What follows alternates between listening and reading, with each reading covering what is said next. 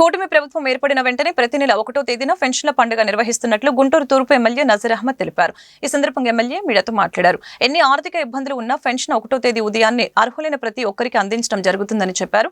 60 లక్షల మందికి పెన్షన్లు అందించడంతో పాటు 65 లక్షల మందికి అమ్మఒడి అందించినట్లు తెలిపారు.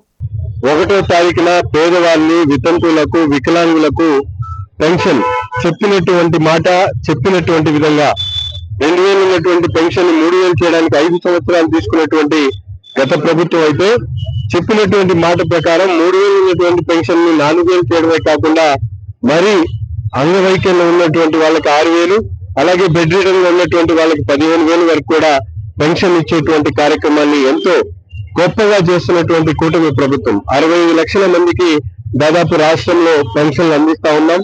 అంతేకాకుండా ఒక పక్కన పెన్షన్ తో పాటు ఏదైతే సూపర్ 6 కార్యక్రమాల్లో భాగంగా తల్లికి వందనం కార్యక్రమం కూడా ఈరోజు దాదాపు 65 లక్షల మందికి పిల్లల్ని గత ప్రభుత్వంలో ఏ పిల్లవాడిని చదివిస్తామంటూ ఒక పిల్లవాడికి 15,000 రూపాయలు ఇచ్చేటువంటి కార్యక్రమం చేస్తే ఈ రోజు మన ప్రభుత్వంలో ప్రతి పిల్లవాడి చదువుకోవాలనేటువంటి సంకల్పంతో గౌరవ ముఖ్యమంత్రి గారు ఇంట్లో ఉన్నటువంటి ప్రతి పిల్లవాడికి కూడా ముఖ్యంగా మైనారిటీలకు సంబంధించి ఈ రోజు చూస్తా ఉన్నాం.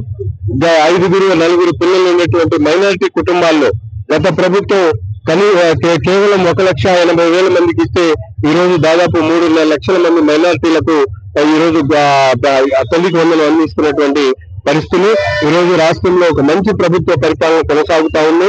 కూటమి నాయకులందరూ కూడా క్షేత్ర స్థాయిలో ప్రతి ఒక్కరు కూడా ప్రజలకు అనుసంధానంగా ఉంటూ అభివృద్ధి కార్యక్రమాలు, సంక్షేమ కార్యక్రమాలని పెద్ద ఎత్తున చేస్తున్నటువంటి చంద్రబాబు నాయుడు గారి నాయకత్వాన్ని రాష్ట్రంలో ఉన్నటువంటి పేదలు ప్రతి ఒక్కరు కూడా ఆయన దీవించాలని చెప్పి మనస్ఫూర్తిగా కోరుకుంటా